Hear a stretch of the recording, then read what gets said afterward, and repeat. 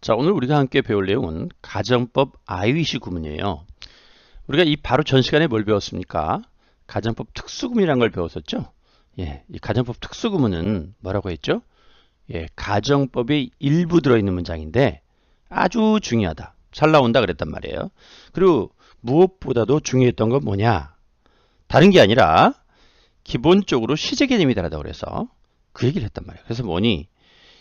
가정법 특수구문에서는 복수가가 동사가 오면 일반 가정법과 달라서 주절과 이 문장에서는 I wish가 주절이잖아요. 주절과 시제가 같은 것이다 라고 설명했어요. 기억나죠?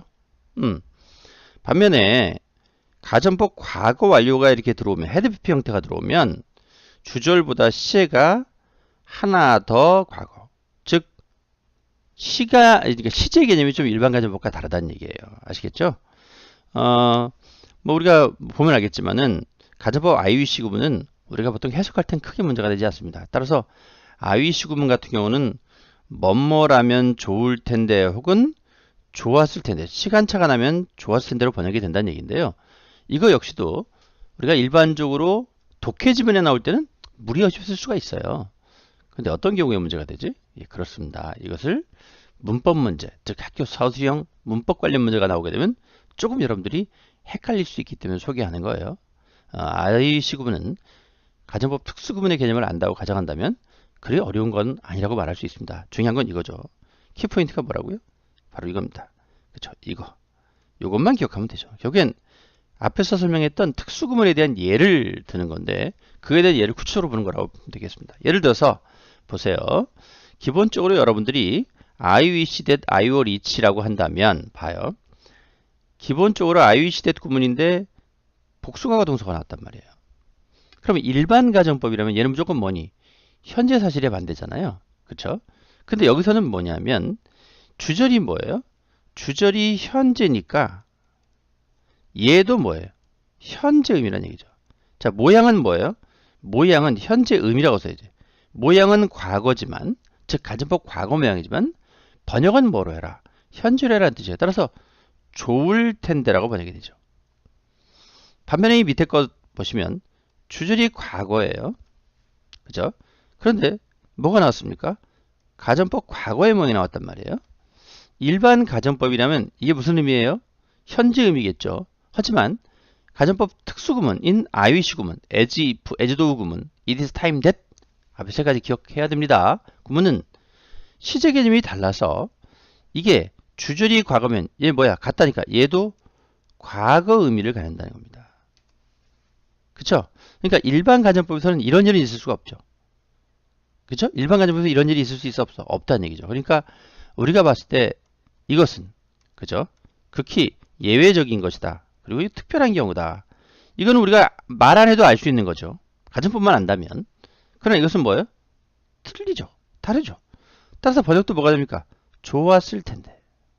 좋을 텐데가 아니라 좋았을 텐데가 된다는 얘기입니다. 오케이, 바리? 예, 좋습니다. 자, 이번에는 또 다른 예를 들어보겠습니다. 또 다른 예를 들어보죠. 가정법 과거 완료가 들어온 케이스를 보는 겁니다. 자, 우리가 일반 가정법이라면 뭐라 그랬죠? 자, had known이면 무조건 과거 의미예요. 과거 의미. 그죠? 근데 여기서는 뭐가 다르냐? 하고 싶은 얘기인즉슨 뭐냐?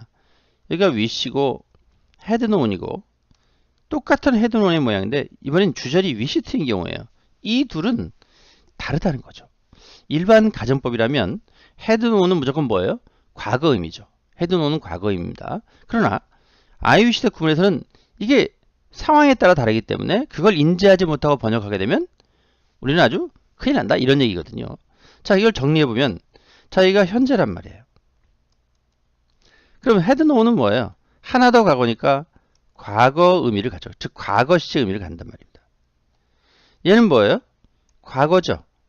그럼 보통의 가정법은 여기 무슨 의미를 가져? 과거인데 여기서 뭐라고? 그렇습니다. 과거 완료. 시제가 하나 더 과거니까 과거 완료 의미를 갖는다는 거예요. 그러니까 우리가 보통 일반 가정법에서 언제 우리가 과거 완료 의미가 있던 적이 있냐고. 그러니까 이것도 역시 여러분들 입장에서는 예외적인 현상이 된다는 얘기예요. 아시겠죠?